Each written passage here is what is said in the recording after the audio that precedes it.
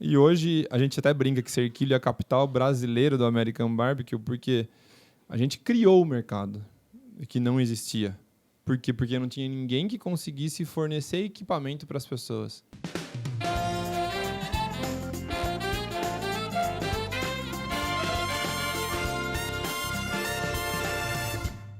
Olá, sejam bem-vindos ao Clearcast, o seu podcast de negócios.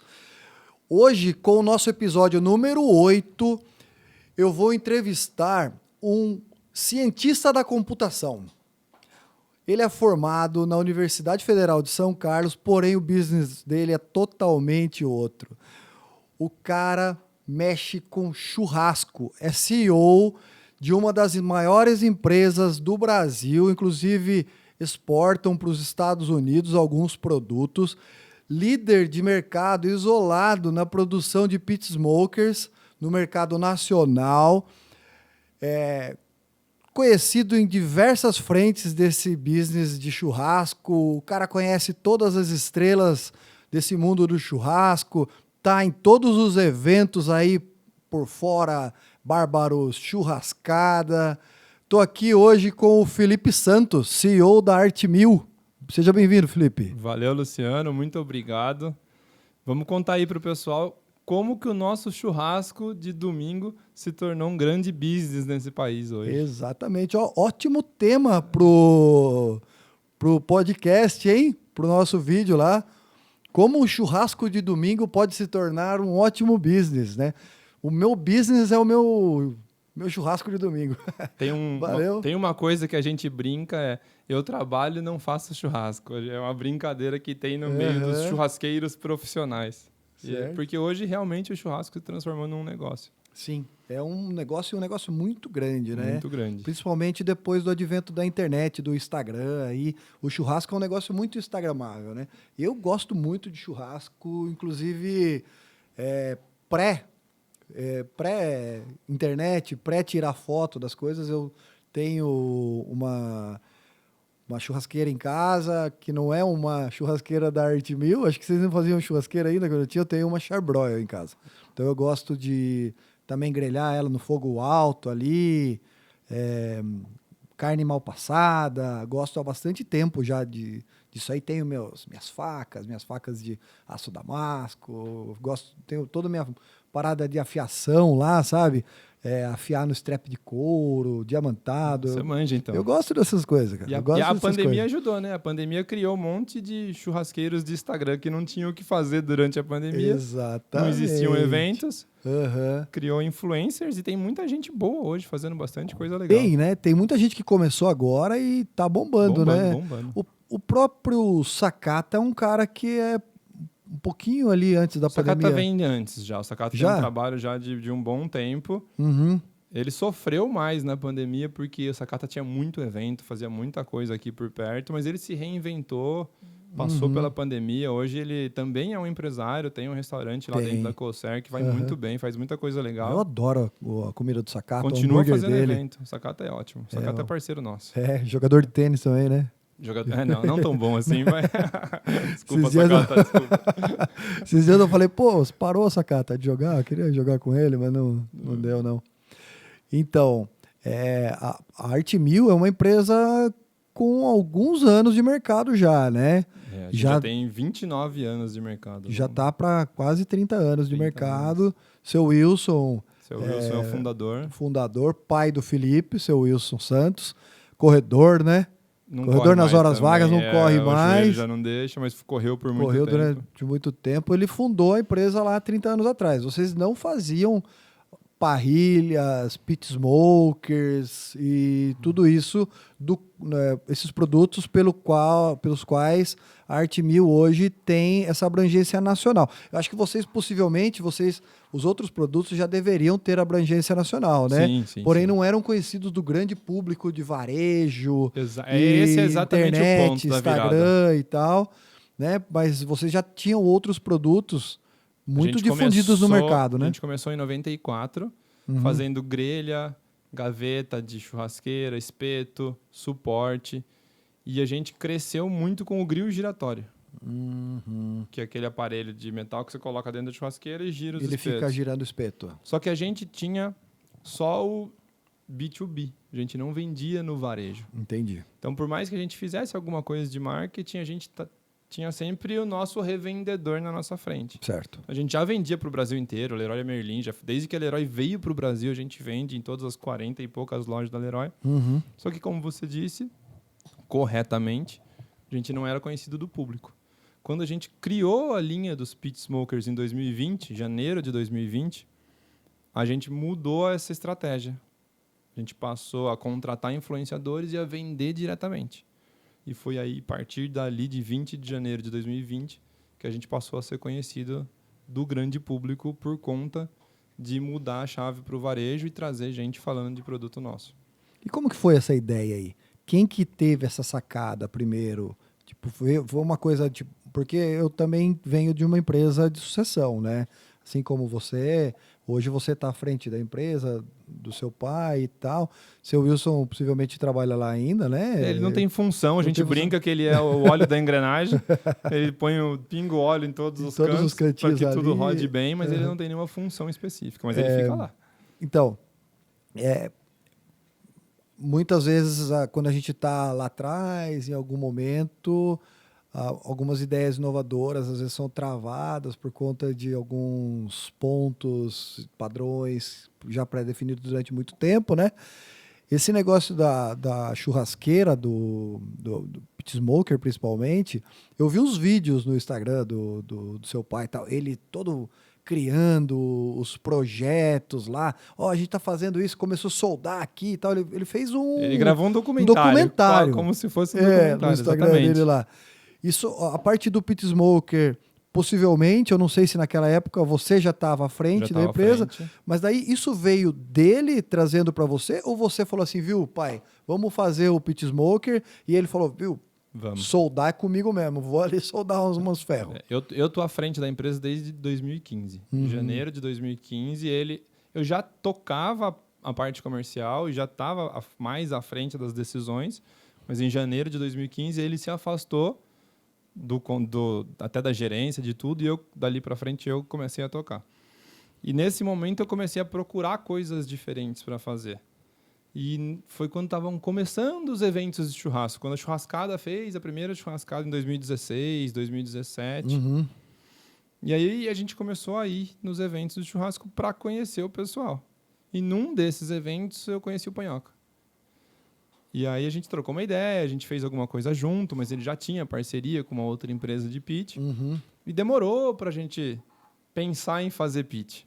A gente procurou, fez outras coisas pequenas, não era o nosso business, né? A gente só vendia para revenda, então a gente não conseguia encaixar o pit nesse modelo de negócios, então não fazia parte da nossa ideia. Só que em algum momento ali que o Panhoca estava saindo da outra empresa em 2018 para 2019, ele, numa conversa informal com ele falou, Felipe, vou ter que parar de produzir os seus... de vender os seus hacks. Eu fazia hacks para ele, para pôr dentro do pit que ele usava. Sei. Porque eu vou fazer uma parceria de pit com uma outra empresa que é concorrente sua. Daí eu falei, mas por quê? Ele falou, porque foi a única que quis. Eu falei, não, mas eu quero. Na hora, assim, ó. Eu quero. Sem pensar. Falei, se o Panhoca vier comigo, eu tô tranquilo. E aí eu saí da reunião com ele, liguei pro meu pai. Meu pai já tava na fábrica daquele jeito, meio aposentado. Falei, pai, vamos fazer? Ele topou na hora, vamos. E aí foram 4 ou 5 meses desenvolvendo um piloto, assim. O pit gigante, né, que é aquele duplo, que seria o showroom para o Panhoca trabalhar. E 3 outros modelos que o Panhoca entendia que funcionaria bem. Então, ele trouxe um projeto americano que não existia no Brasil, que era o pit octogonal. Aqui no Brasil só existiam pits cilíndricos. Então, por uma questão de melhora de performance, de uma maior capacidade, de aproveitamento melhor de grelha, o Panhoca falou, não, se a gente vai fazer alguma coisa, tem que ser diferente. Fazer cilíndrico por fazer, tem outro que já faz. E aí, em janeiro de 2020, a gente lançou e foi já um sucesso instantâneo. Em fevereiro, teve o primeiro BBQ Mix, que que é o recorde do Guinness Book de maior churrasco do mundo. Em Goiânia, Goiânia. né? Uhum. A gente foi com o Pitch, então foi outra grande aparição. E logo em seguida veio a pandemia. Nossa. E aí acabaram os eventos, o Panhoca ficou sem trabalho. Caramba. A gente ficou um mês parado, deu férias para todo mundo, ficou um mês parado, não mandou ninguém embora, tendo ideia em casa, pensando, desenvolvendo. E aí a gente desenvolveu um produto para casa, um pit smoker para o cara brincar em casa, que era o T6. Naquela época era um pit de bancada.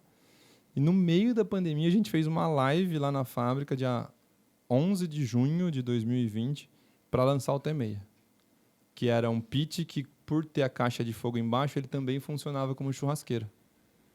Porque normalmente os pits têm a caixa de fogo lateral, porque eu não preciso de muito calor. Uhum. Só que para a gente customizar, fazer um produto menor que coubesse nas casas, que era o que eu estava entendendo que a pessoa precisava naquele momento, com os posts que eu fazia no Instagram.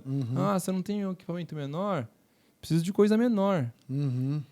E aí a gente desenvolveu esse projeto.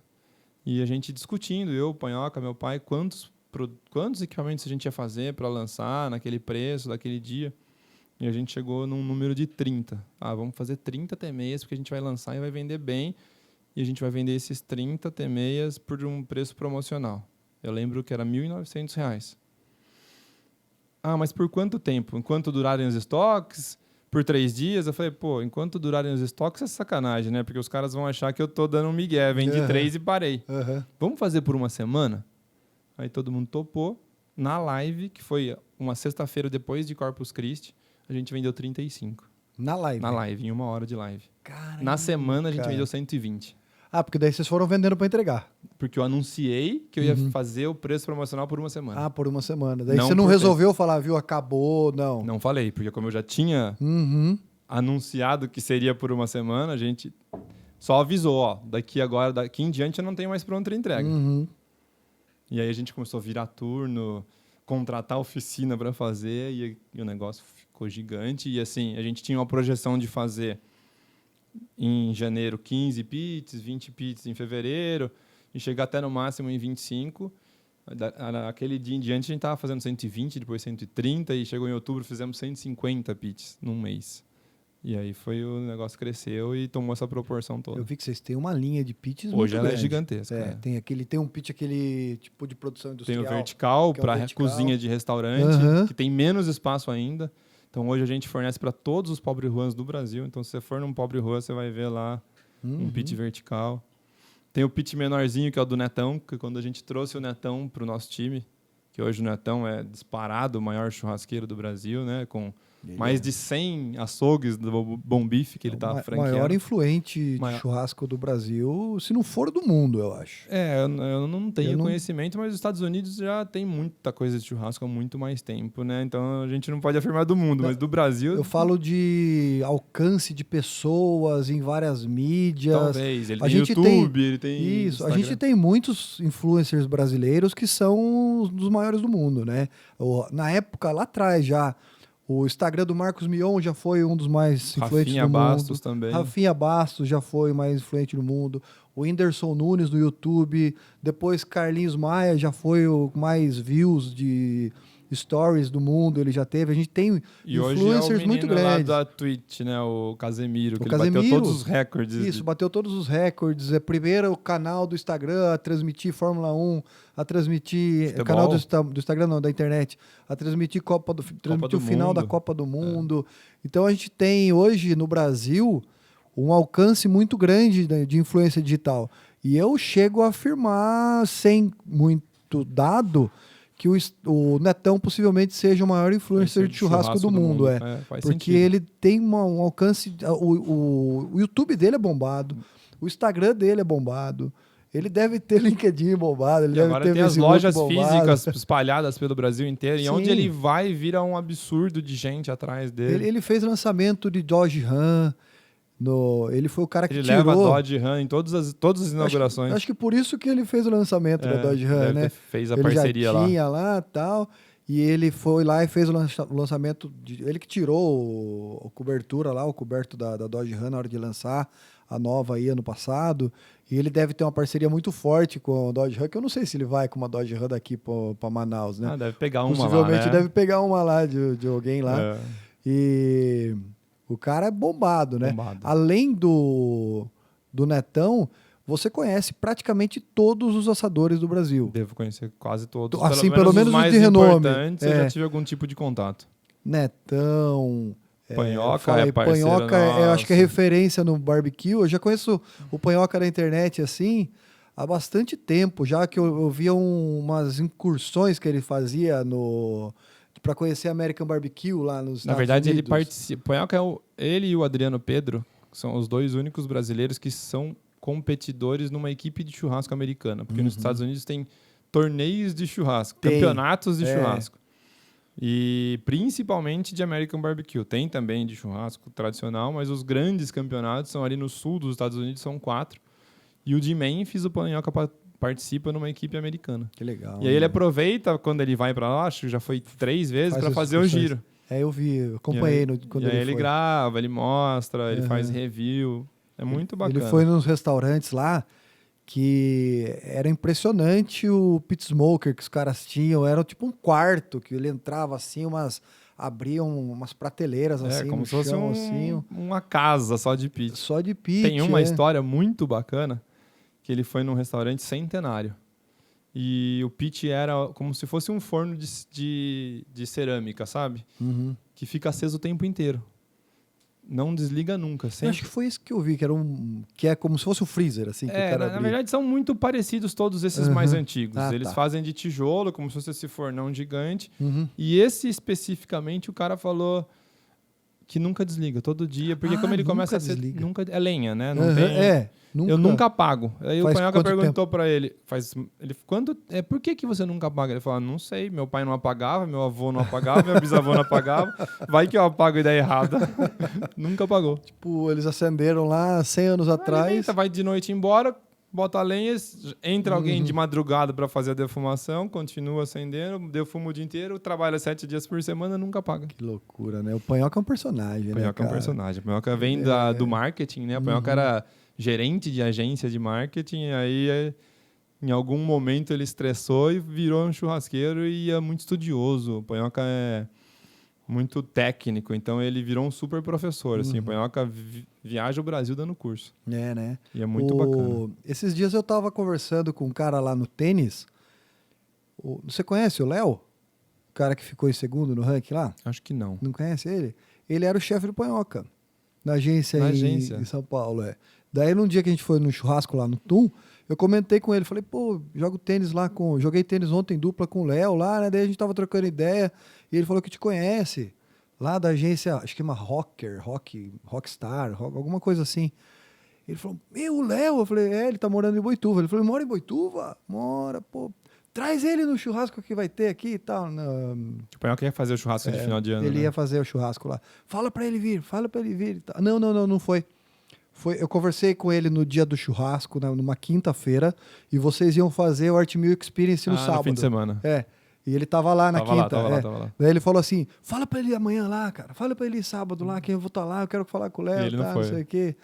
Cara, eu mandei mensagem pra ele, acho que ele não viu no WhatsApp. Não faltarão oportunidades. Inclusive, o tá Art lá. Mill Experience 2 e 3 de junho. 2 e 3 de junho. Próximo, com o Olha lá, Netão já aqui faz em o jabá Cerqueira. aí, ó. 2 e 3 de junho.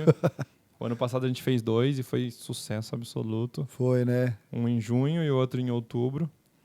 E esse ano vão ter 2 novamente. E é uma experiência, assim, é uma imersão no mundo do churrasco muito legal. Começa com fogo de chão, passa por grelha, defumação, charcutaria. Marketing, Redes sociais. Vem o GG Brasa dar uma palestra, que hoje ele é um dos grandes influenciadores de churrasco, parceirão nosso. Ele é. Eu acho muito legal O moleque é bom demais. os materiais dele no TikTok, né? Ele bomba no TikTok. Ele bomba no TikTok, mas no Instagram também. Não, sim. E ele tem GG Brasa, ele faz um GG Drinks. GG Drinks é o irmão dele. Na verdade, o irmão dele bombou primeiro. Dele. Eu achei que fosse a mesma pessoa, cara. Eles são parecidos. Um é o Fagner, que é o GG Brasa, e outro é o Felipe, que é o GG Drinks. Ah, olha só. Eu achei que E fosse os a mesma dois pessoa. são bombados. Hoje Eu achei eles que os são dois se chamassem profissionais. GG. E ele é engenheiro civil, faz obra. Hoje ele tá quase só no mundo do churrasco, só como influenciador, que ele estourou de um jeito absurdo.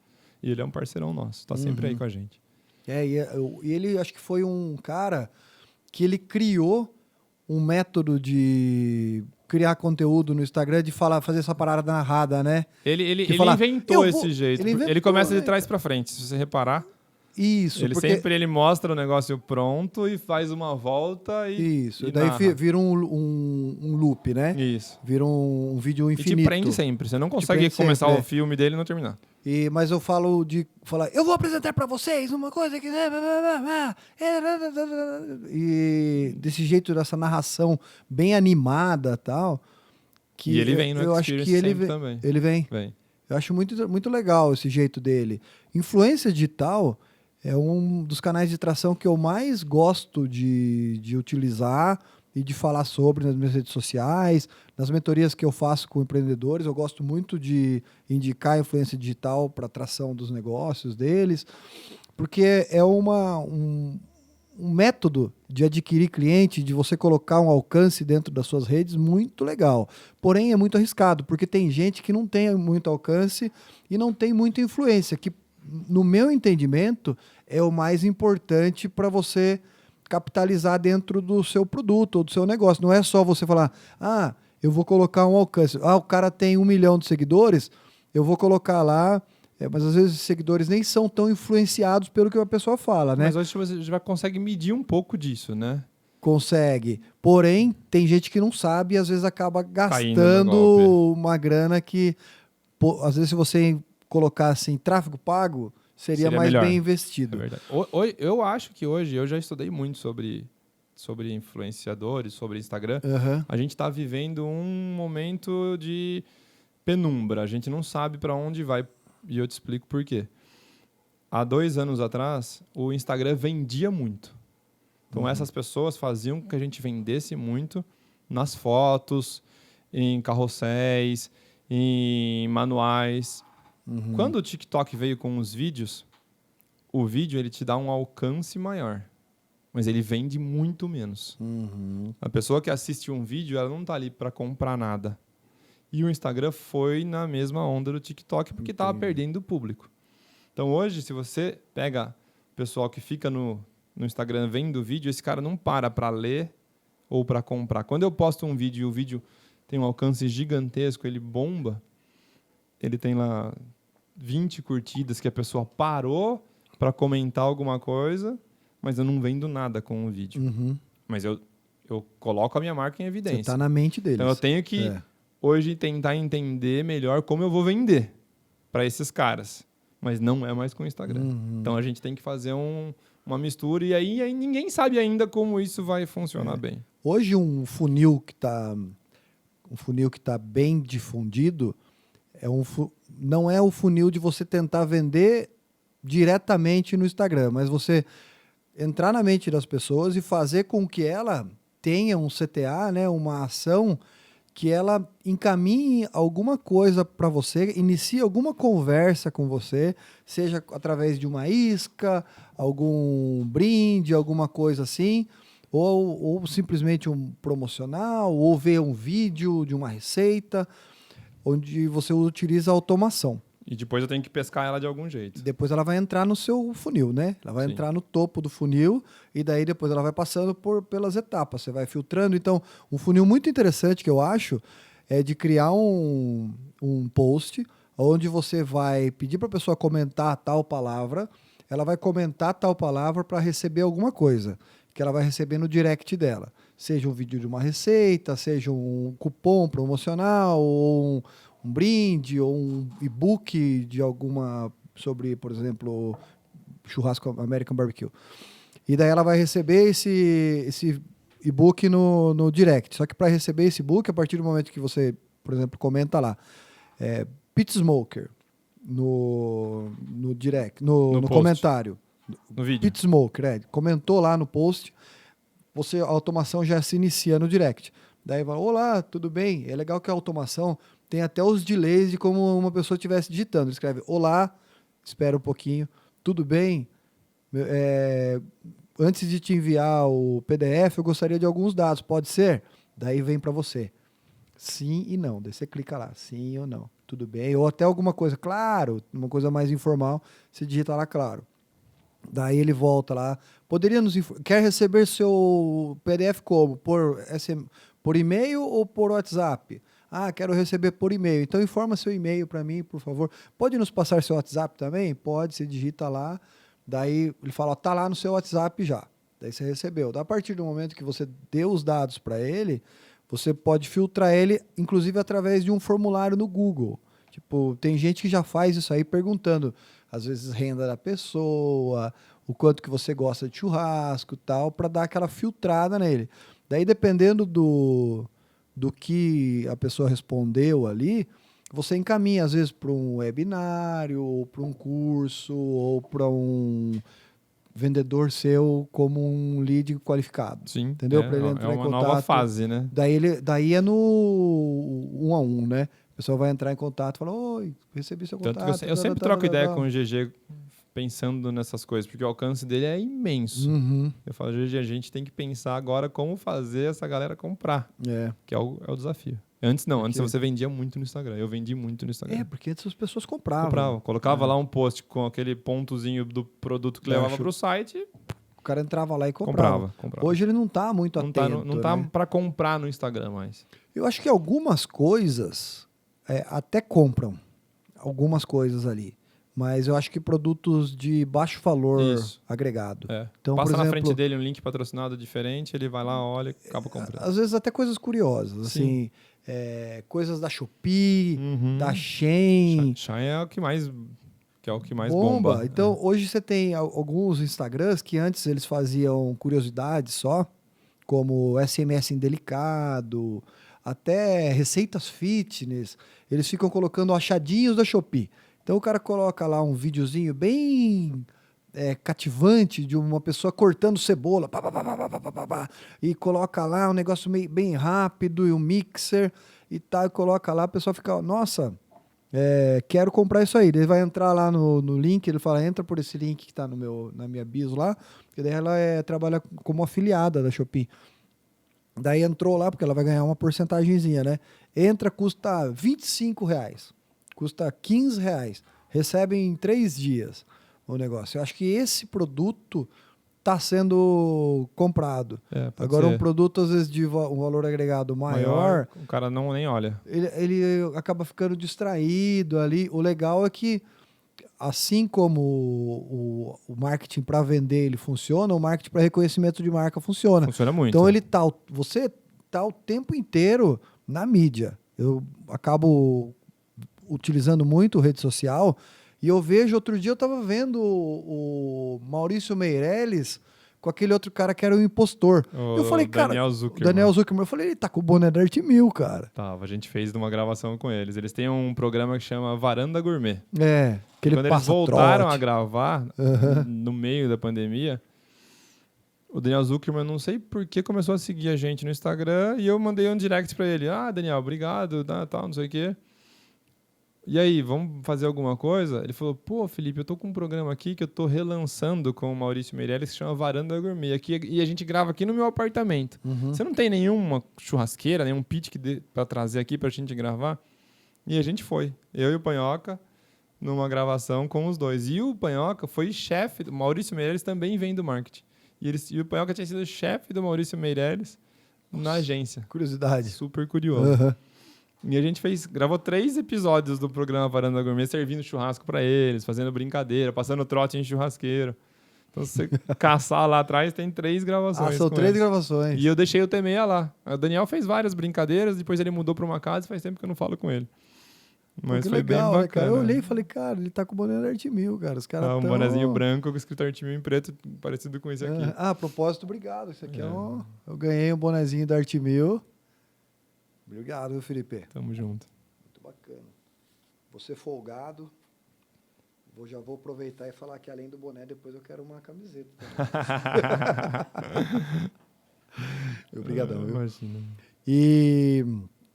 Então, daí vocês entraram nesse mundo da churrasqueira, do churrasco, do American Barbecue, que esses dias, recentemente, a gente fez um episódio aqui com o Diego, que ele tem um barbershop aqui, né? quando ele entrou no barbershop também, quando ele começou, foi um resgate de uma tradição super antiga. O American Barbecue é uma tradição, como você mesmo falou, tem pizzas que fazem 100 anos que Nos não... Estados Unidos tem 300 anos de American Barbecue, provavelmente. Aqui no Brasil, não é um resgate de uma tradição antiga, porque essa tradição acabava por não existir no American Barbecue. Porém, defumação, charcutaria, é uma coisa que já existia aqui no Brasil. Sim, o Pelka fala sempre que são formas de fazer churrasco diferente. A defumação em si, ela é um monte de coisas, inclusive a charcutaria. Você está defumando, mas com o intuito de conservar o alimento. Certo. O American Barbecue, ele assa a carne com fumaça quente. Ele é um outro tipo de defumação, que é o churrasco americano. O americano assa a carne com fumaça quente. E não é a churrasqueira a bafo, porque a churrasqueira a bafo, o bafo fica ali dentro. O pessoal confunde bastante, né? É muito parecido o processo. A diferença é que o bafo fica preso dentro e o American Barbecue, você tem a fumaça passando pela carne o tempo inteiro. Então ela vem pela firebox, passa pela carne e vai embora. E o bafo não faz tanta fumaça, né? O bafo fica parado ali, né? Não tem muito o que fazer. Então, quanto mais rápido a fumaça passar pela carne, melhor fica a defumação. Então, um desafio nosso técnico é criar um equipamento em que a fumaça passe pela carne o mais rápido possível. Entendi. E o seu equipamento, ele defuma também para fazer charcutaria ou só para American Barbecue? Eu tenho um equipamento exclusivo para charcutaria, que chama DF Pro, que ele não é com carvão, ele é com queimador a gás, porque na charcutaria a temperatura tem que ser menor ainda. Então, para você segurar essa temperatura no carvão é bem complicado. Porque controlar a madeira é complicado. Então, a gente tem um equipamento de charcutaria que é muito bacana, inclusive, que ele é a gás daí. Deixa eu aproveitar aqui e dar um recadinho aqui para os nossos espectadores. Não se esqueçam de se inscrever no nosso canal, curtir os nossos vídeos. Já aproveitem aí quem está participando aqui, observando a gente, vendo o episódio aqui com o Felipe, de se inscrever no canal. Aqui é rapidinho. Se inscreve lá, aperta o sininho, para quando tiver um conteúdo novo você ser avisado. E isso é muito importante para a gente continuar com o canal, continuar podendo levar informação para os empreendedores, para quem está começando agora, para quem já está há muito tempo no mercado. Então vamos lá, apertem ali o botão inscrever. O que está escrito mesmo, Gabriel? Inscrever-se. Inscrever-se está escrito ali do lado. Então vai lá e clica lá no inscrever-se para você poder fortalecer a amizade aí pra gente. Então, Felipe, hoje em dia vocês entregam para todos os estados do Brasil? Vocês têm já entregas pit smokers e parrilhas em todos os estados? Todos os estados brasileiros. Até esses dias atrás não tinha no Acre. Agora já tem no Acre. O Acre é sempre o último, né? Foi o último. O pessoal fala, o Acre existe mesmo? Existe, né? Vocês mandaram um pit lá. Smoker ou uma parrilha? Pit Smoker. O nosso foco maior é Pit Smoker, né? Mas a parrilha tem parrilhas legais, sim, inclusive para assadores profissionais, que a gente tenta sempre fazer um produto robusto, resistente, que dure bastante. E porque a gente pensa também muito no assador profissional, né? Que hoje tem o business do churrasco e tem muito assador que segue a gente, que quer os nossos produtos, que no fim das contas, involuntariamente, eles também são os nossos influenciadores mesmo fora do Instagram. Que nem hoje, os eventos de churrasco voltaram com muita força. Então, vai muito que a gente está até fazendo a parceria com Sorocaba, que a gente vai contar para o pessoal aí. Isso, daqui a pouco a gente vai falar sobre um evento que foi no final de semana passado, do qual o Felipe foi um dos organizadores aqui, que foi um evento com o Fernando Sorocaba, né? Isso. Então, a gente hoje está voltado também muito para esse mundo do churrasco, da festa de churrasco, que está super em alta no Brasil. E a gente faz equipamento para isso também. Então, vocês praticamente monopolizaram esses eventos de churrasco, né? Na verdade, assim, hoje a gente tem solução para o evento inteiro. Para o evento inteiro. Então, você já fornece a parrilha, fornece o American Barbecue, equipamento para fogo de chão, né? Então, churrascada, Bárbaros, Calpig Farm Festival, BBQ Mix, me fale algum outro Isso é churrasco. Isso é churrasco, que é o do Fernando de Sorocaba. Churrascada? São os mais famosos. Churrascada, Bárbaros, Isso é Churrasco, BBQ Mix. Tem o Let's Grill, tem vários eventos grandes hoje já. Tem o Churras do Teló, que ele não voltou depois da pandemia, mas era um evento forte. O pessoal do sertanejo fez esse movimento. O Sorocaba foi o pioneiro, criou o Isso é Churrasco, e atrás dele vieram vários, e um dos maiores era o Churras do Teló. Que é do Michel Teló. Michel Teló. Legal, mas não voltou mais. Ele fez uns 2 ou 3, veio a pandemia e ele parou. E me fala aí sobre o Isso é Churrasco, do Fernando de Sorocaba.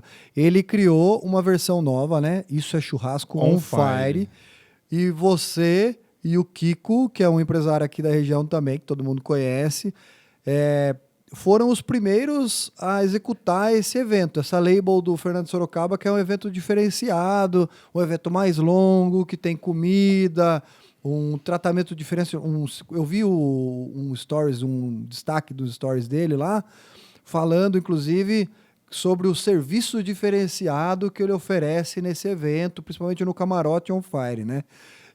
Me fala aí, como que foi trabalhar tão próximo dele, da equipe dele, e a parceria que vocês têm com ele dentro desse evento, não só nesse que você organizou, como nos outros que vão aí Brasil afora, né? Que a Artmil fechou um contrato, eu vi a foto lá, você, seu pai, sua mãe, né? Assinando o contrato com o Fernando Sorocaba.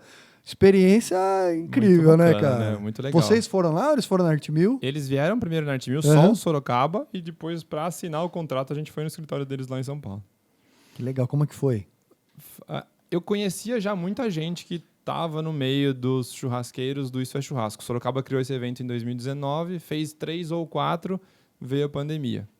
Só que na época, quando voltou, ele fazia um show muito legal, que não é o mesmo show que você faz num show do Fernando Sorocaba, normalmente com 3 horas de duração, e servia um churrasco ali no início da festa. E a proposta do On Fire, agora, quando a gente entrou, a partir do momento em que a gente entrou no final do ano, ele gourmetizou mais o churrasco. Gourmetizar é uma palavra que às vezes as pessoas não gostam, mas ele melhorou a entrega de churrasco. Deu mais valor. Deu mais valor, com carnes nobres, que já vinham com carnes nobres, mas ainda melhores, com cortes diferentes. Criou o camarote, que foi um desafio, que eles não tinham camarote. A gente foi o primeiro evento do Isso é Churrasco com camarote. E fizemos algumas mudanças. Uma delas é a carreta que ainda não está pronta, que está lá na fábrica sendo desenvolvida. Uma cegonha gigante de 20 metros que vai virar uma estação de churrasco enorme. Então, eles querem fazer o evento novo em volta de uma cegonha 360 graus. É uma cegonha? Uma cegonha. Caramba. Com 20 operações diferentes de churrasco.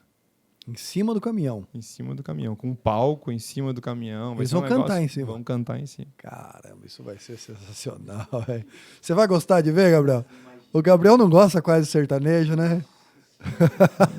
A estreia dela vai ser dia 4 de março no evento deles, que vai ser a gravação do DVD novo, pro evento novo, em Mogi Mirim. É sensacional. Ingressos esgotados, já tá... já tá tudo esgotado. Tudo vendido. O poder de marketing deles no Instagram é muito grande, né? Então, Sorocaba postando 4 milhões de seguidores, o Isso é Churrasco é gigante também. Influencia muito, né? Influencia demais. Ele é um dos maiores empresários aí do sertanejo. Ele é o empresário, na verdade, né? Além de ser um cantor que dispensa comentários, ele é um grande empresário. Ele tem muitas frentes, né, o Sorocaba?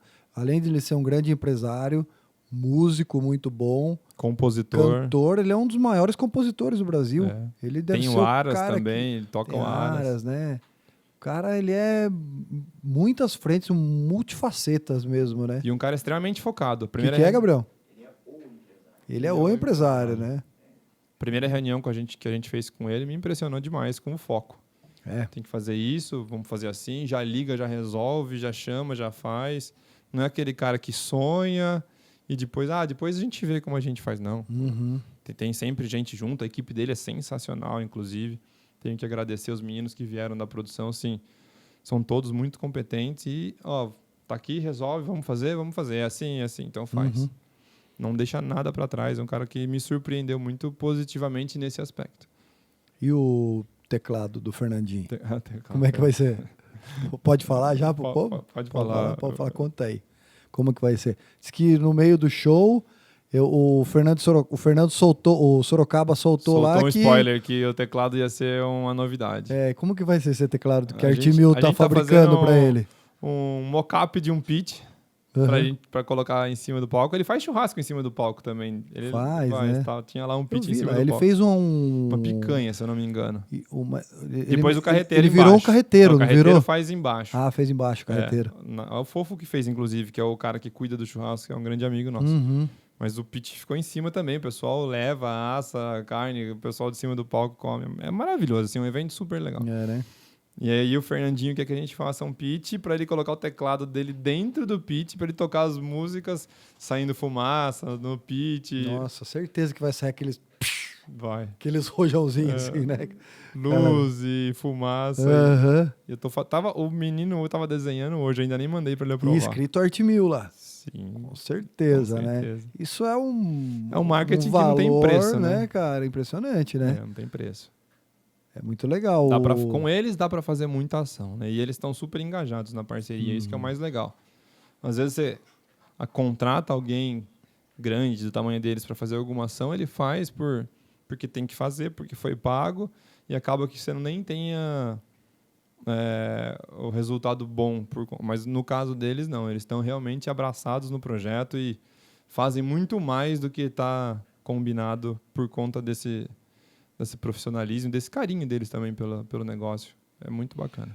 E a logística disso aí? Porque, principalmente para esse evento e os outros também, a BBQ Mix, que é lá em Goiânia, ou até umas churrascadas, ou até esses que são próximos.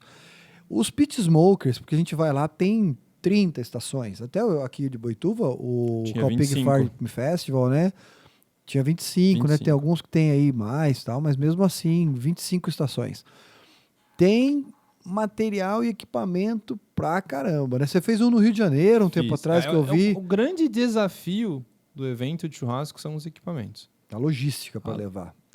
Não só a logística. Por exemplo, a Calpig não tem equipamentos. Por sorte, eu tô aqui do lado. Isso. Se eu não tivesse, é um desafio grande. Então, hoje, como é que eu faço as parcerias com os eventos? Principalmente com os que estão perto. O cara precisa de equipamento.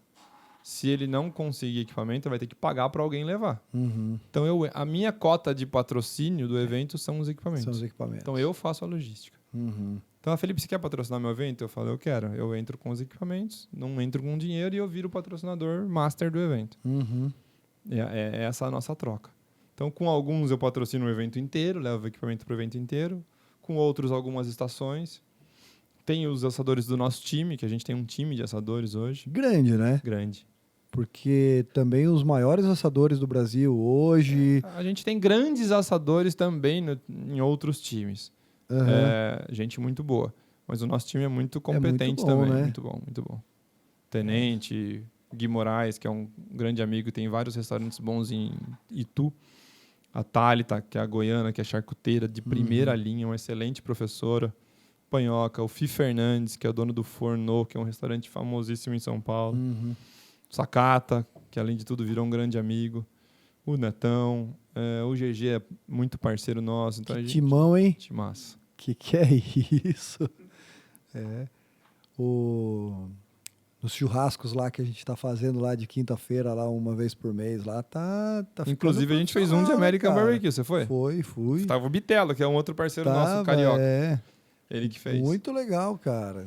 Pô, é sensacional. A equipe sua, o pessoal faz muito bem feitinho, né? Carinho deles. Tinha frango, tinha mac pork and cheese, pork belly. Aquele pork belly devia vir em balde, cara. Aquele negócio é muito bom.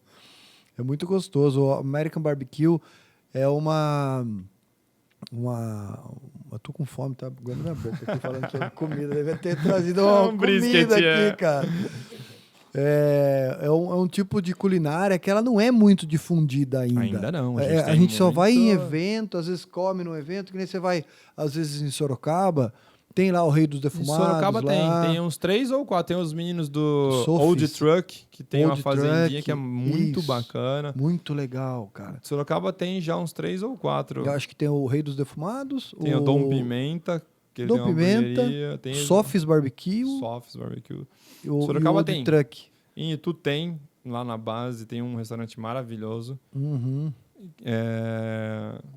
Mas aqui na nossa região, que tem muito pitch, ainda é muito carente, né? Falta, né? Eu acho que deveria ter em toda a cidade alguém fazendo.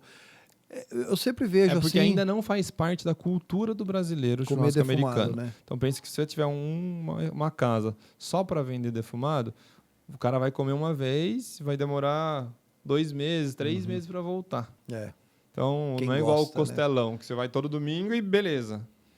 Então é um trabalho de educação a gente faz. Inclusive, os cursos que a gente dá na fábrica é para que as pessoas aprendam mesmo e ensinem e façam em casa e levem para o amigo, para que a gente crie essa cultura no brasileiro. E o Panhoca sempre brinca, quando o pessoal vai lá na fábrica, ele fala: eu não quero que você mude o seu jeito de fazer churrasco. Só que em vez de você fazer 10 vezes o seu churrasco de picanha, você faz 8 de picanha e 2 de defumação. E aí, devagarzinho, esse pessoal vai criando a cultura de fazer o American Barbecue. Aqui, agora que eu lembrando, tinha uma lanchonete aqui, Brabos, eles montaram aqui uma época. no do Renatinho, lá no Quadrato, tem uma No operação Quadrato de tem American Barbecue. uma operação de Muito defumação. boa, inclusive. É verdade. Tem um uma pitch nosso operação lá. Tem um pitch enorme lá de Tem. vocês. É bem legal. É muito bom. O complicado é que às vezes demora e as pessoas não têm muitas vezes paciência, e o empresário também é meio difícil para ele conseguir se programar, né? Porque ele tem que fazer o negócio uma certa quantidade. Mas você consegue se programar com o American Barbecue. Dá para você... Tem uma adega também aqui em Boituva que faz defumação, sabia? Não. Lá naquela avenidona lá, saída lá, adega do Os Borges. meninos do Brabus Burger tem um pitch nosso lá também. Tem, mas eu acho que sábado eles... e domingo. Só abre, o Brabus tem também. Brabus tem. Uma operação. E o Brabus tem essa adega. Os meninos ali do... O Cebola tem um pitch, ele faz evento. Tem, o Cebola faz evento. Ele faz, mas é só evento fechado. Só evento fechado. Ele faz uns... É um pitch dos grandes. Casamentos e tal. Faz bastante coisa. Às vezes faz alguma coisa no fundo lá do Salomé. Às vezes fecha a rua e faz. Mas acho que na rua eu nunca vi. Nunca viu? Não, acho que eu nunca vi, não. Acho Eles que fazem já fez, também? Já fez. Então, Mas eu já vi eles fazendo lá no fundo e evento fechado, tipo aniversário, casamento e tal. É um negócio muito legal porque todo mundo gosta muito. Toda vez, a primeira vez que eu comi um brisket, cara, eu falei: o que é isso, cara? É um negócio muito gostoso, é mole, suculento, não é seco, é uma tempero costela, diferente, né? Um gosto diferente e tal. Por isso que é muito gostoso. Acho que eu comi a primeira vez foi na Calpig, que o pessoal fazia lá na loja da Calpig mesmo, no fundo. De vez em quando o pessoal fazia os churrascos lá, rolava um churrasco. Uma vez o cara levou lá uma defumadora lá, faz um tempinho já. E daí eu comi um brisket. Falei: meu, isso aqui é muito gostoso. A técnica do American Barbecue, por conta da suculência da carne, faz com que você consiga trabalhar ela profissionalmente. Você consegue fazer, assar, resfriar, regenerar, sem perder muita qualidade. Então, óbvio que não vai ser a mesma coisa, mas uma pessoa que nunca comeu um brisket, se comer um brisket regenerado, vai achar maravilhoso do jeito que você achou.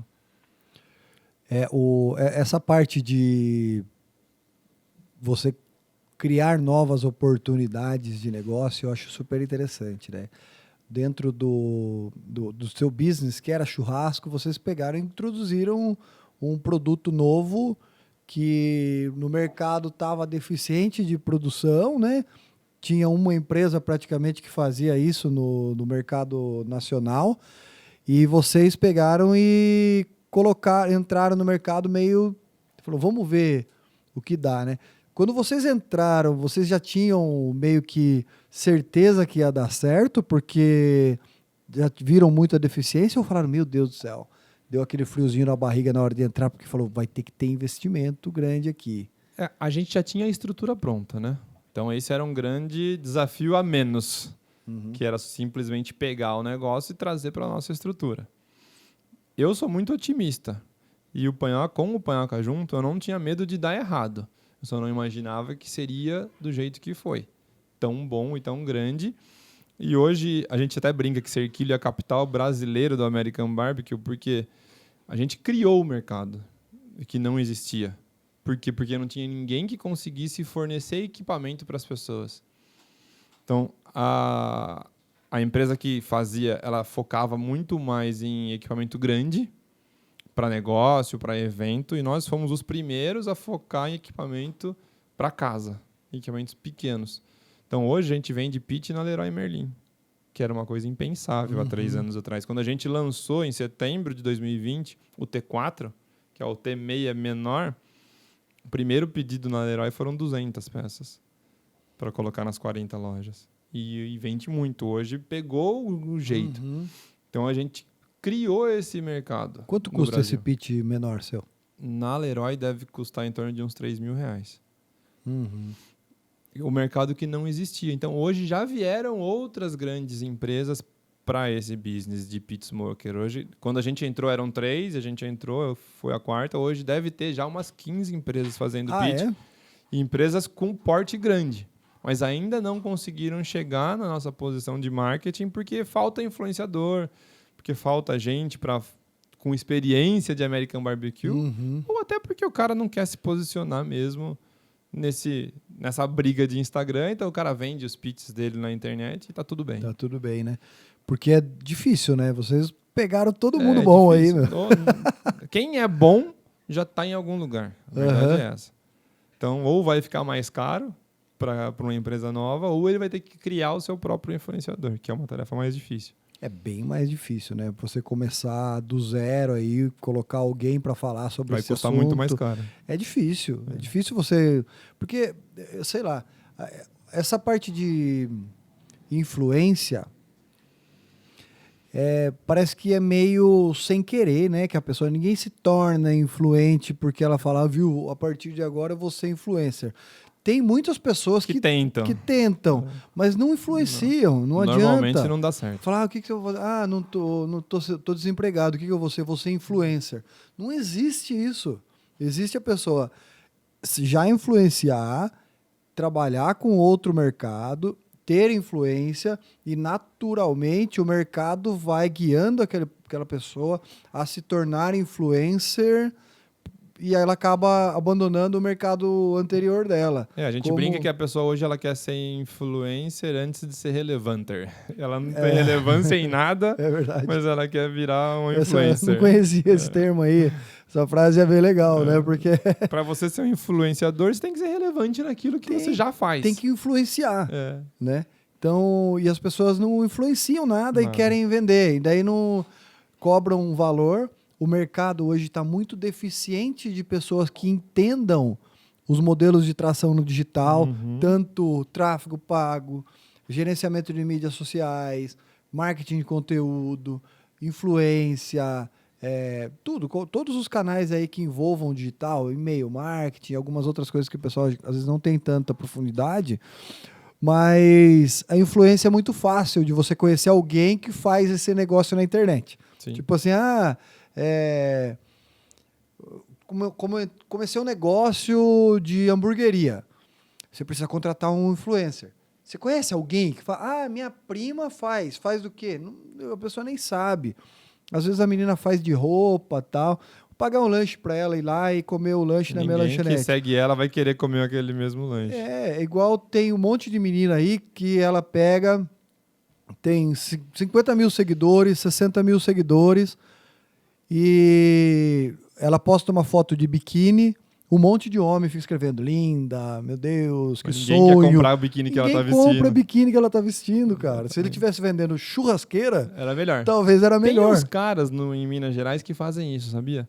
Eles têm uma churrasqueira muito boa, que é uma churrasqueira de pedra-sabão, maravilhosa, e eles colocam umas meninas bonitas para fazer churrasco. Que sacada, cara.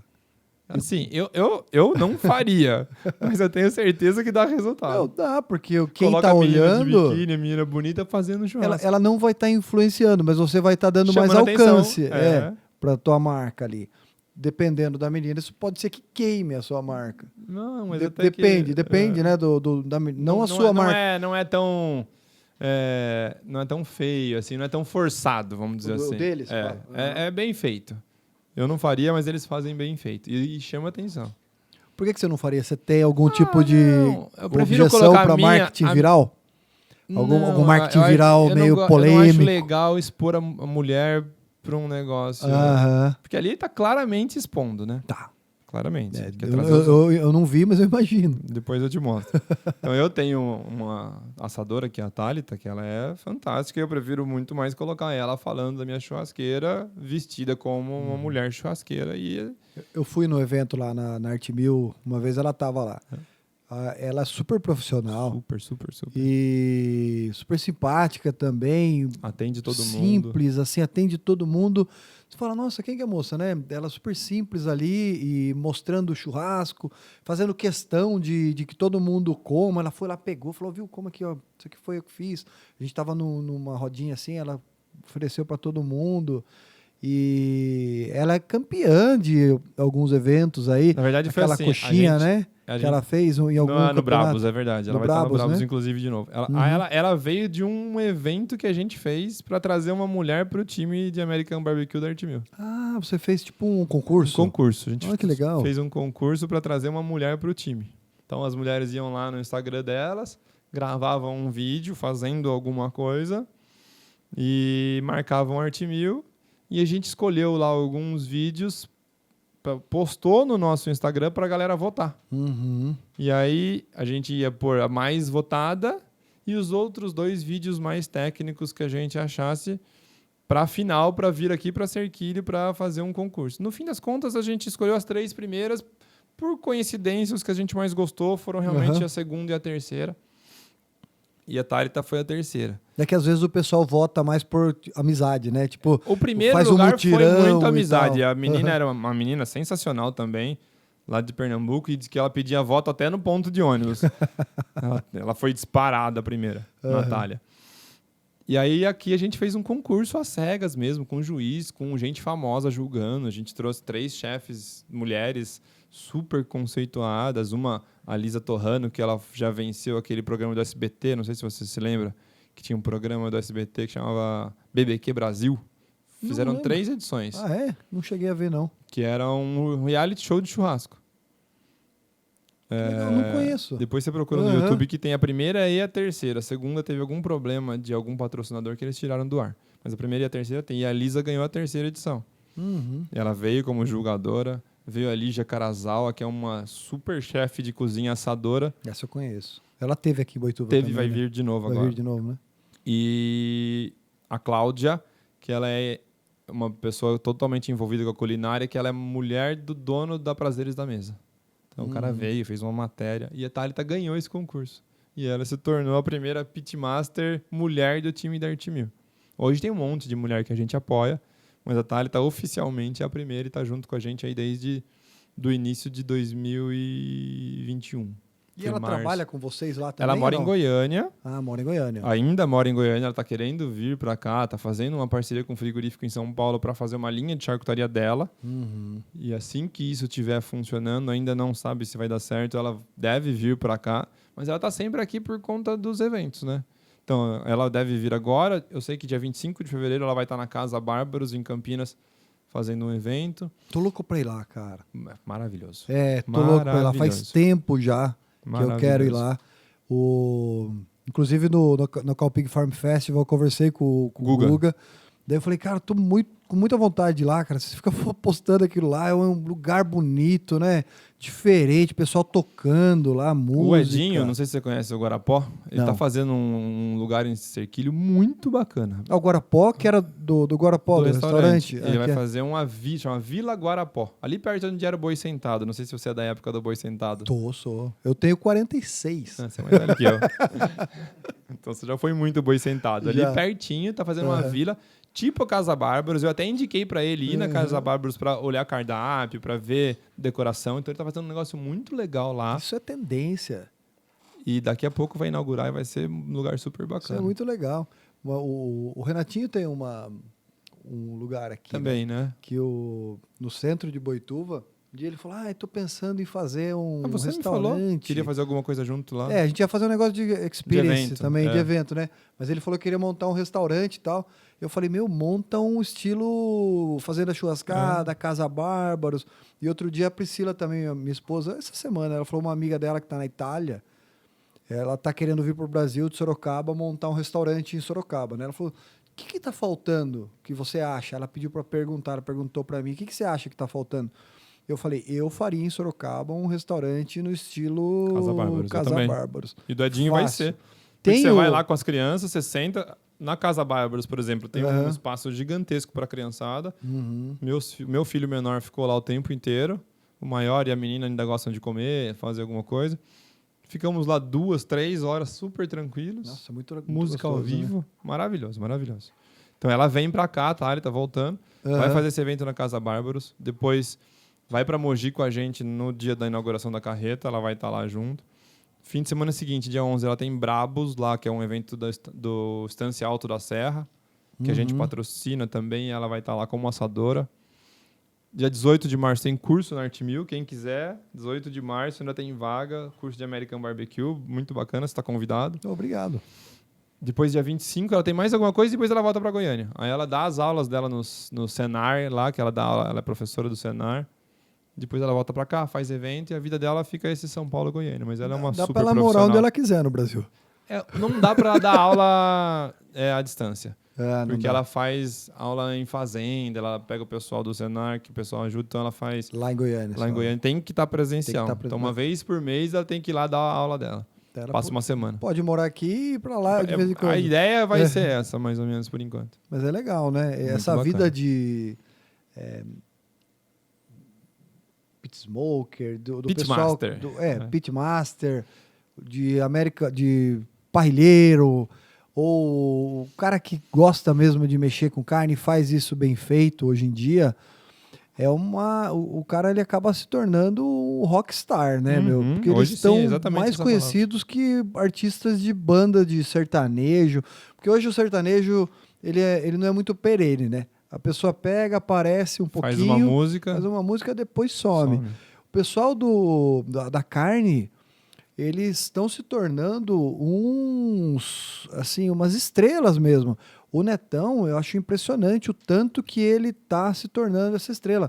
Um dos primeiros foi o tiozinho lá de churrasqueadas, lá como é o nome dele mesmo? Zé Almiro. Ele acho que foi o primeiro influencer de churrasco. Eu diria que o Debete foi o primeiro. O Debete foi o primeiro? Debete foi o primeiro. Eu achei que eu tinha visto ele primeiro fazendo as paradas dele lá no Facebook.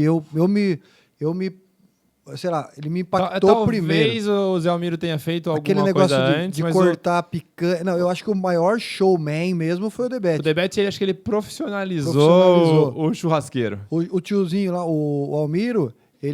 a primeira vez que eu vi foi ele que viralizou demais, foi como cortar a picanha. Sabe aquele negócio de cortar a picanha ao contrário, assim? Eu vi esse vídeo aí dele, eu falei, cara, depois eu comecei a ver, só que eu nunca me chamou muita atenção o jeito que ele fazia os vídeos. Não era uma coisa que me chamava muita atenção. Era meio diferentinho ali e tal, mas era uma coisa que eu acho que ninguém tinha feito. Eu acabei de cometer uma heresia, mas você pode continuar que depois eu vou falar. Agora, o Debete, ele foi o cara que profissionalizou e o primeiro influenciador de carne no Brasil se chama Marcos Bassi. Ele vendia fita, cassete, ensinando você a fazer churrasco. É verdade. Falecido, saudoso Marcos Bassi. A filha dele está à frente das operações, à frente da operação. Tati Bassi, uma baita de uma empreendedora, já conversei com ela. Muito Marcos Bassi. Ele foi o primeiro influenciador de churrasco do Brasil. Ele tinha fita de videocassete ensinando a fazer churrasco. Vendia fita de videocassete ensinando a fazer churrasco. Nossa, que legal. Pena que ele faleceu antes do advento da internet e de fato virar um espaço para influenciadores. Mas deve ter vídeo dele no YouTube, alguma coisa, fazendo esses churrascos aí. Ele foi pra televisão, ele ficou gigantesco. O Marcos Bassi muito fera, é verdade. Mas o Debete, ele é um cara Acho que é o primeiro que funcionou no online. Online, E ele também funcionou assim, acho que até começar o online, ele deveria ter alguma coisa ali. Ele trabalhava muito forte. Ele vem de uma família de açougueiros muito famosa. Muito antiga. E ele que trouxe o Dry Aged. O Dry Aged, Ele ficou famoso vendendo o Dry Aged. Mas quando a internet chegou, ele bombou, né? Ele bombou. Porque já existia o evento da churrascada, daí já estava ali o evento da churrascada começando. Ele é um dos organizadores da churrascada? Ele foi por muito tempo. Foi o primeiro.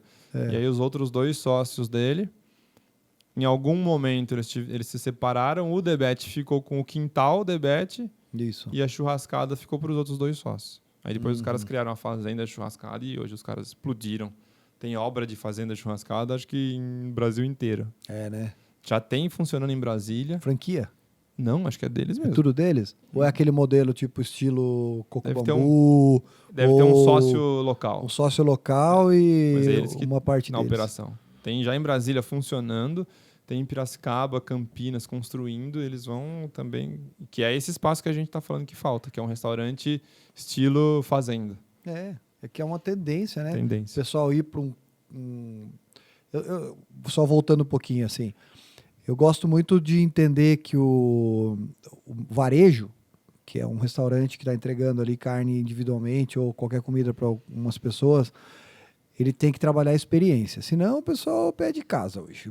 Todo mundo acostumou a pedir em casa ou Não, o fazer cara vai em no YouTube e casa. faz. Agora, quando você tem uma experiência diferente, seja visual, seja de atendimento, seja, sei lá, uma música tocando, alguma coisa diferente, isso vai atrair as pessoas e elas pagam, inclusive, mais caro em cima de um produto que às vezes é o mesmo que ela entrega no outro. E é impressionante como alguns empresários acabam não identificando isso dentro do business deles e costumam cortar serviço. E o varejo hoje é totalmente ao contrário, né? Você tem que acrescentar coisas para gerar valor para o seu cliente, para ele vir. E o pessoal não está se importando em pagar mais. A pandemia, acho que fez isso aumentar mais Fez isso ainda. aumentar, Porque se for para fazer qualquer coisa, fica em casa. Eu como isso. em casa. Eu tenho hoje a opção de delivery boa para trazer para casa. Então, ou o cara me entrega alguma coisa muito diferente, ou eu não saio de casa. É uma tendência mundial isso. Em São Paulo, que tem trânsito, lugar difícil de parar. Se você não fizer um serviço muito bom, o cara pede qualquer delivery em casa e vem bom. É uma tendência mundial essa volta pro presencial, inclusive antes da pandemia.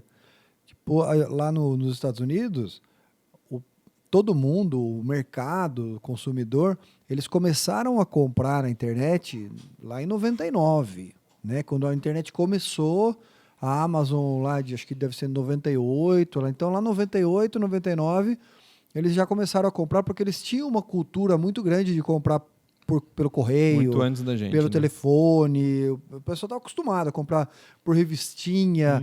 Tipo, ninguém tem lá nos Estados Unidos, tem poucas vendedoras da Avon que fala, viu, o que você quer aqui na revistinha? Não, ela deixava a revistinha com você e você pedia, às vezes. Então eles tinham esse costume de receber as coisas em casa já. Aqui no Brasil a gente acabava não tendo, você não confiava muito de mandar dados de cartão de crédito e tal. E então eles já têm esse boom de e-commerce, aconteceu lá em 2002, que teve aquela bolha na internet, inclusive, e isso foi crescendo, mesmo assim foi crescendo, e o mercado lá é muito mais abrangente do que aqui. Então a porcentagem de pessoas que compram coisas nos Estados Unidos por comércio eletrônico é muito maior. E antes da pandemia, esse movimento já estava sendo ao contrário. O pessoal estava começando já a buscar varejo de rua, começando a querer experiências diferentes, porque não quer só ficar dentro de casa. Começou um negócio, viu? Você vai ficar doente, você vai ficar gordo, você precisa sair, você vai ficar com depressão, com ansiedade, você precisa sair da sua casa, você precisa ir em tal lugar. Então todo mundo estava identificando isso no mercado americano. E a gente aqui no Brasil, a gente sempre repete o que o americano faz. Sempre. Então, a gente sempre está em alguns mercados 10, em alguns 20, atrasado, mas fatalmente chega lá. E essa tendência de volta para a rua já estava acontecendo antes do mercado da pandemia. A pandemia acelerou o digital, inclusive lá. Sim. Lá também cresceu. Estava numa queda e aquilo lá ganhou tração. Aqui no Brasil, então, o mercado foi multiplicando em várias vezes. Multiplicou em uma, em duas, em três, mas o mercado que ainda era pequeno, né? O mercado que tinha ali uma fatia de 2%, 3%, chegou ali nos seus 15% hoje, 18%. Só que o americano essa desaceleração do digital aconteceu assim drasticamente. A Amazon mandou 19 mil Mas pessoas aqui a gente embora. também tá com problemas, né? A Magalu, que era um monstro, já tá... Americanas. Americanas agora nem se fala. Americanas não tinha caído, mas eles estavam mascarando tudo. Agora, a hora que eles estavam tirando sarro, Magalu, vocês estão se ferrando aí, ó. A gente tá bem. A hora que mostrou o balanço verdade, o buraco, eles caíram também. Então, a tendência, não só em varejo de qualquer tipo de comércio, assim, de roupa, calçado, do qual, inclusive, eu participo, mas do restaurante, sei lá, um cara que vende instrumento musical, um cara que vende qualquer tipo de material de construção. Hoje em dia, você compra material de construção pela internet. O pessoal compra lá material de construção, comida, você faz compra no supermercado. Compra cerveja na internet. Cerveja na internet, só que se você vai... É igual outro dia a gente foi numa adega, eu fui com a Priscila na adega, né? E ela falou assim, vamos pegar aqui que é mais barato, né? Na adega. Eu falei assim, sabia que na adega não é mais barato? Ela falou, não, mas eu achei que a adega fosse mais barato. Eu falei, não, a valorização da adega não é no preço, é na conveniência, é no atendimento. Você tem alguém aberto lá, tá sempre aberto, ele pega a sua bebida, se você compra 2 caixas de cerveja, eles entregam para você, eles entregam mesa, busca de volta. Se você vem comprar aqui, se você pega qualquer adega aqui em Boituva, você fala assim, eu quero uma caixinha de cerveja. O cara vai e leva essa caixinha de cerveja até o teu carro e coloca dentro do teu carro a caixinha. Não, eu levo para você. Eles vão conversando, tal. Ó, tá aqui a cerveja, obrigado. Serviço, né? Eles vendem serviço. Eles vendem serviço, não vendem só a entrega do produto. Então é mais caro. Então, quem não quer ir numa adega? O pessoal vai na adega e fica bebendo na adega. Toma uma lá mesmo, o pessoal fica lá na frente da UTI, aqui no Tolói, no GG. O pessoal fica lá bebendo. Por quê? Porque quer essa experiência, né? Tem valor agregado no business. É isso. E o pessoal começa a tirar, né? Não conseguiu entender que esse que o Guarapó está fazendo, que ele também... Eu gosto do Guarapó. Eu gosto também. O Edinho é um cara muito inteligente. Eu não conheço ele, mas... Vale a pena você conversar com ele. Mas eu vi, assim, na pandemia, inclusive, eu pedi uma parmejana. Ele reinventou o jeito de servir. Ele ganhou muita visibilidade na pandemia. Por causa da parmejana dele? Por causa da embalagem. Da embalagem, isso que eu ia falar. A parmejana já era boa. Eu ia falar. Só não parecia boa. A parmejana dele, a embalagem, a hora que eu chegou em casa, eu pedi uma parmejana assim, né? Não sabia da embalagem. Mas falaram pra gente que era boa. Daí eu pedi uma parmejana, a hora que eu recebi a parmejana, uma embalagem toda personalizada. Fantástico. Abria assim como se fosse uma caixa de pizza, né? Daí você abre assim, tudo encaixadinho, bonitinho, cada embalagem individual, tudo selado, também tudo personalizado. Vem um arroz numa, carne na outra, batata frita na outra, tudo separadinho. E personalizado. As tampinhas, assim, tudo na embalagem térmica também dentro. Vem perfeito. Falei, nossa, é muito legal isso aí, e é gostoso. É um restaurante muito antigo também, né? Era assim, era um restaurante popular, que você paga e come à vontade, não era nada gourmetizado, e na pandemia ele, parado, sem ter o que fazer, ele lançou e cresceu muito, e é um menino muito competente, assim, trabalhador pra caramba. Ele trabalhava com cozinha, agora há pouco começou com cozinha industrial. Ele tocava cozinha industrial. E aí ele criou o restaurante para atender as cozinhas. Ah, entendi. E aí, já que eu tenho que fazer comida, eu vou abrir um restaurante aqui, eu sirvo também. Mas a ideia inicial, o trabalho inicial dele era cozinha industrial. E aí veio, e a comida já era boa, só faltava uma cara boa, e ele deu. É verdade, eu sempre gostei de comer lá. Ele tem um pit lá, inclusive. Ele tem um pit lá? Isso que eu ia perguntar. Ele defuma os ingredientes da feijoada. Olha que legal, cara. Então, porque a feijoada eles têm todos os dias, né? Não, sábado. Não é feijoada? Acho que não tem feijoada todo dia. Sábado, eu sei que ele defuma durante a semana para servir a feijoada sábado e domingo, talvez. E aí, de fim de semana, um fim de semana ou outro, ele faz defumado Se eu não me engano, ele tem feijoada todos os dias. Pode ser. Se eu não me engano, tá escrito na frente, a hora que você chega lá, tá escrito assim, feijoada todos os dias. Eu peço muita comida lá. Eu ligo, às vezes a empregada não vai, a cozinheira de casa não vai. Eu ligo, Roberta, faz uma fit para mim e para Débora, e uma parmejana para as crianças. Passo lá, pego e vou para casa. É muito bom. Por falar em Débora, vou pegar esse gancho aí.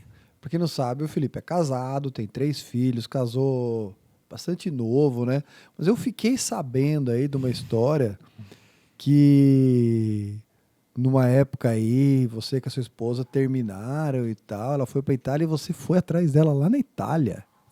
Aqui também é fofoca, tá, gente? Não é só sobre negócios. Alerta sobre fofoca. É uma história interessante isso aí, né, cara? Tipo Romeu e Julieta, vou passar né? uma vergonha aqui, né? Mas é verídico, é verídico. Que negócio foi esse aí? Você pegou, foi atrás dela lá na Itália? A gente namorava. Naquela época só tinha MSN, né? Não existia WhatsApp, não existia nada. Isso é 2004. Faz 22 anos que a gente tá junto.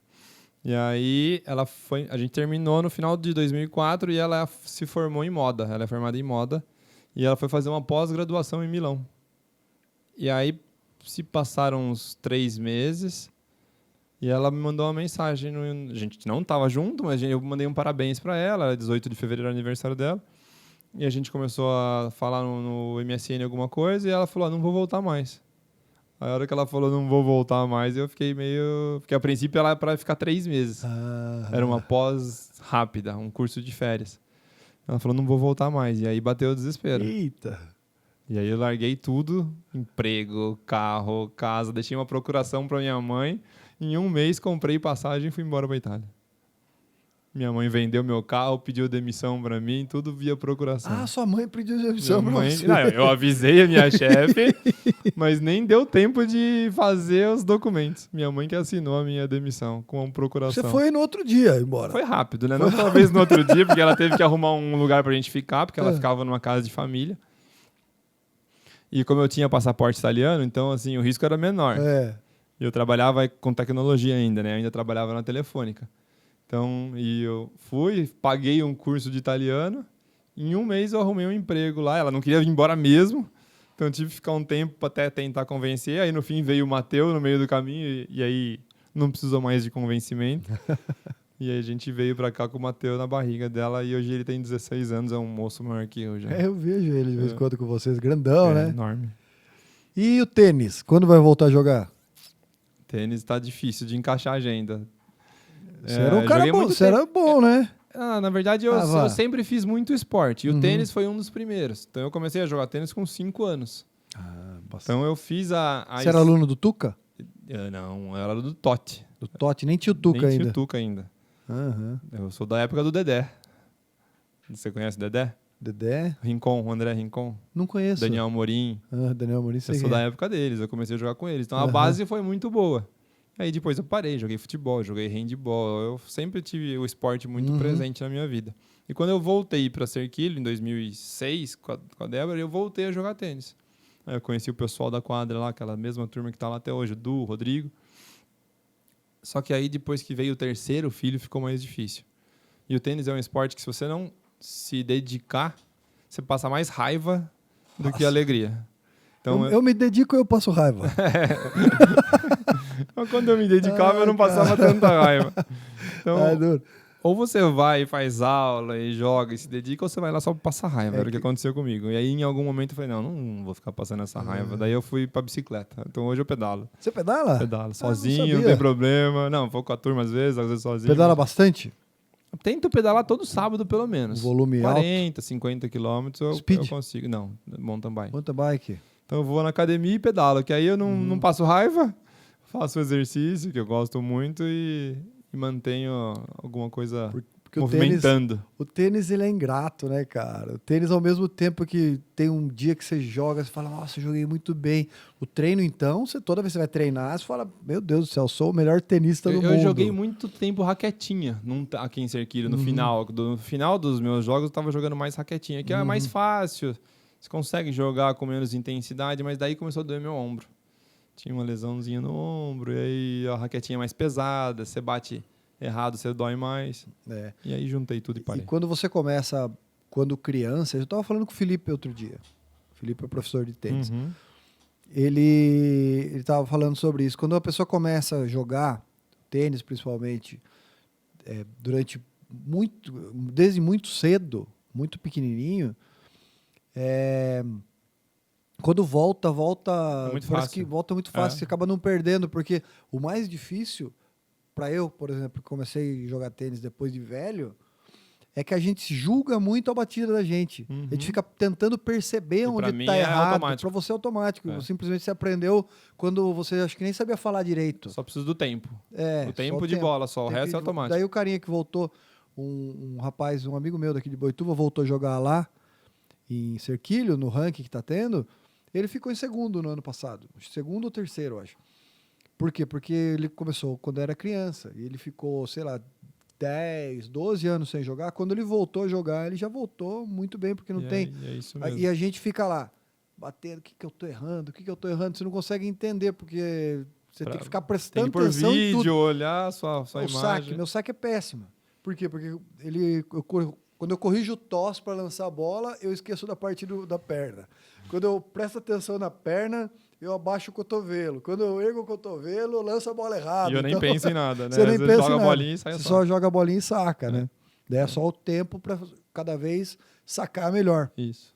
E o esporte é muito bom, né? Muito bom. O esporte é um negócio que eu estava ouvindo outro dia um cara falar, não lembro se era o Joel J, eu acho. Acho que foi um vídeo dele esses dias, acho que foi ontem, inclusive, que ele postou isso aí. Ele falando que ele falou assim, você quer ter mais disciplina, quer ser mais disciplinado e fazer as coisas direito? Procura um esporte. Quer ser alguma pessoa melhor, tratar sua família, não sei o quê, vai procurar um esporte. Quer perder peso e ter uma alimentação melhor, vai procurar um esporte. O esporte ele acaba estando ligado a todos os perfis de alta performance. Você vê todas as pessoas, os influenciadores mais feras, os empresários mais bem-sucedidos do mundo, praticam algum tipo quase de esporte. Todos praticam algum tipo de esporte. Para mim, a lição mais importante, principalmente para as crianças que estão no esporte, é que no esporte você perde mais do que você ganha. Então, o esporte te ensina a ganhar e te ensina a perder. E se você perde, principalmente no tênis, porque o tênis você perde muito mais do que você ganha. Pensa que um jogador profissional, ele joga 40 semanas no ano. Nessas 40 semanas, ele perde em quase todas, porque ele não é campeão sempre, tirando Djokovic, Nadal.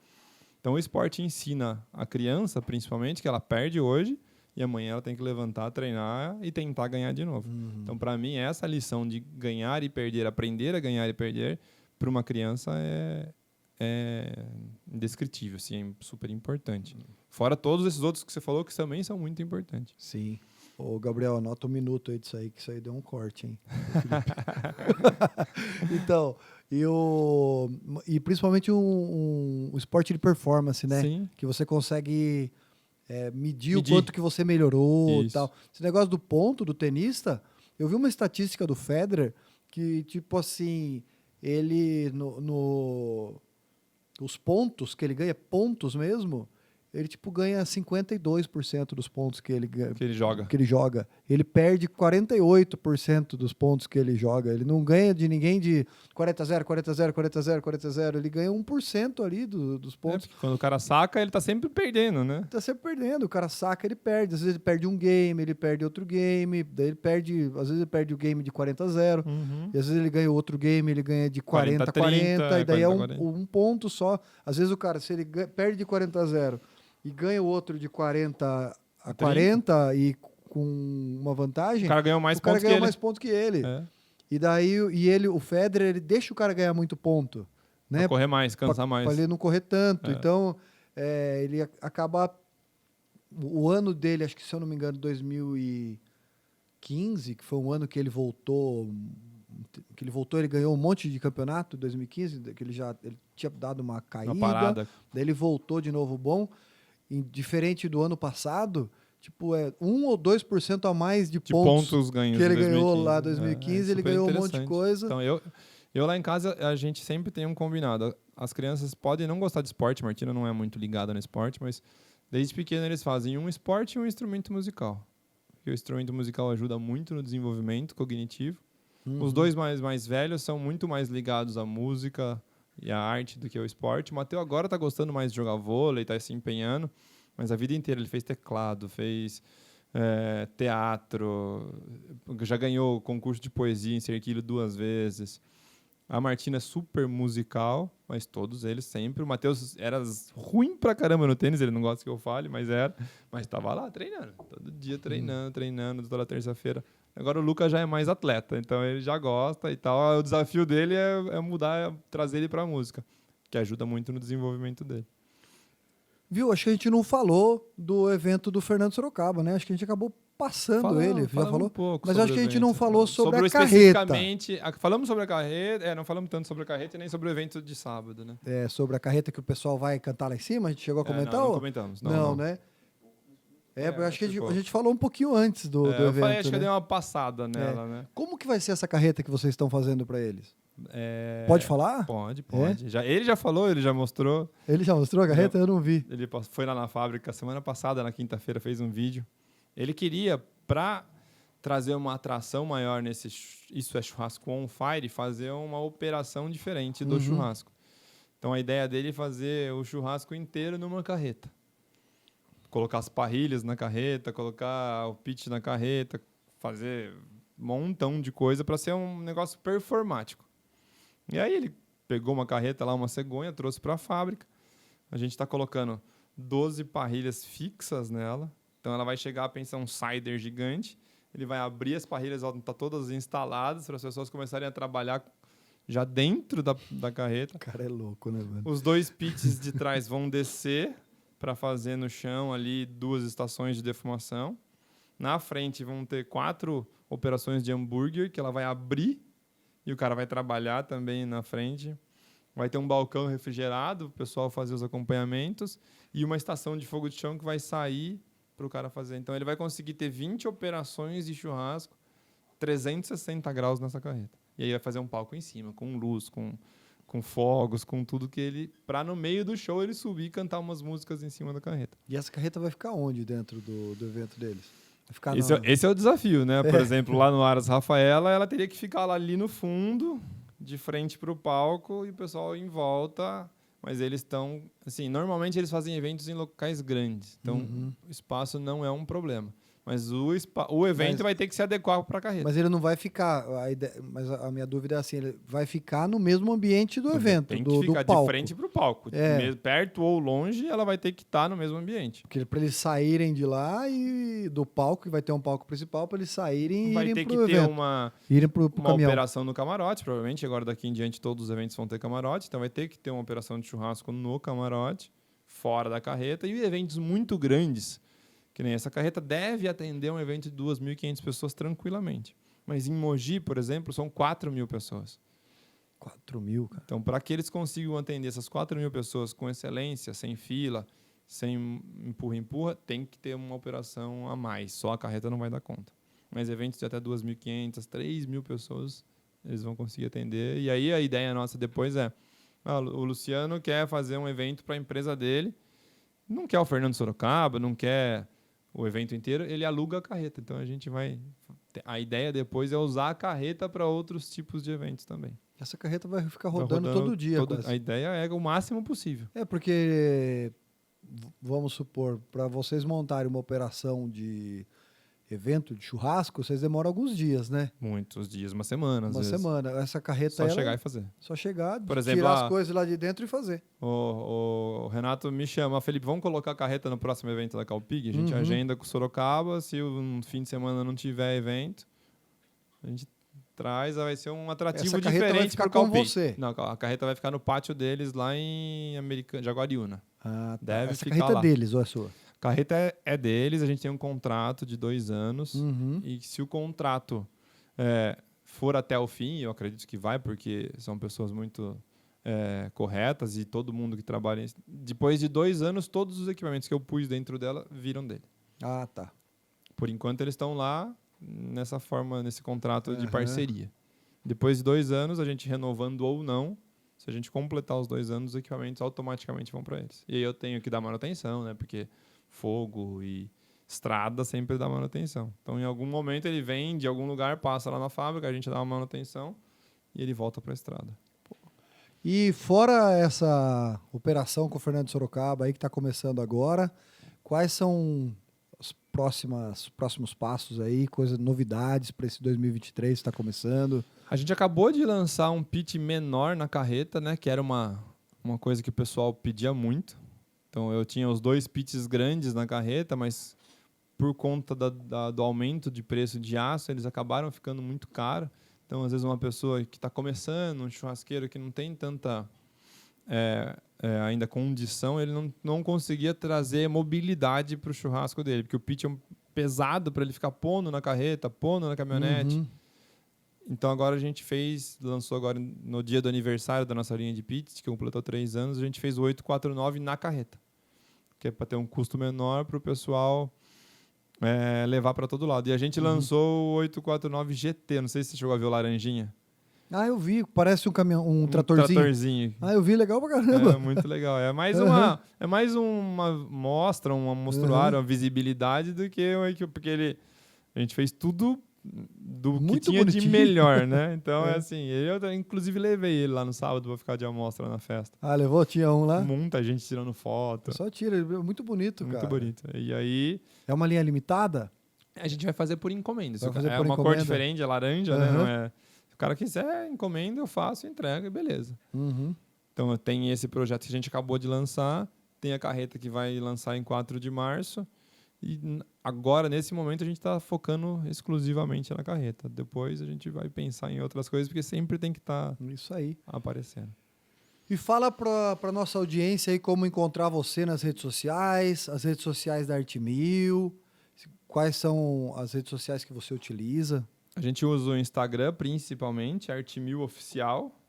Temos lá toda a nossa linha. A gente tem um site que tem o catálogo completo, www.arte1000.com.br. E a gente tem um canal no YouTube, Arte1000 Acessórios, que é onde a gente grava vídeo de receita, ensinando a galera a usar o pit. Então tem muita coisa lá. Às vezes o pessoal compra o pit e nunca usou. Tem que fazer a cura, por exemplo. Lá no canal tem um vídeo só explicando como fazer a cura. Então tem lá do equipamento de charcutaria, tá? Ele gravou vários vídeos ensinando a usar o equipamento de charcutaria. T6, que era um desafio quando a gente criou, pela caixa de fogo tá embaixo. Tem vários vídeos lá do pessoal ensinando a usar T6. Então a gente criou o canal do YouTube para ensinar. Então tem muito conteúdo bacana. Legal. Felipe, obrigado pela tua participação aqui, pelo bate-papo. Já deve ter dado mais de 1h30. Foi super legal. Bom, muita coisa, muito papo. Tenho certeza que esse papo, se a gente deixasse, ele iria durante mais 1 hora aí tranquilamente. Que acho que a gente tem muito assunto aí para falar da empresa e seu também. Papo vai, papo vem, mas vamos continuar esse assunto no churrasco quinta-feira. Bora. Você vai lá? Eu vou. Quinta-feira tem churrasquinho do aniversário do Tum. Brigadão, cara. Eu que agradeço. Foi um prazer. Aí por ter comparecido, por aceitar o convite. E semana que vem tem mais. Continuem seguindo nossos canais nas redes sociais. Não se esqueçam novamente de se inscrever no canal. Agradecer aos nossos patrocinadores, San Diego Barbershop, SB Esportes. Muito obrigado pelo apoio de vocês. E até mais.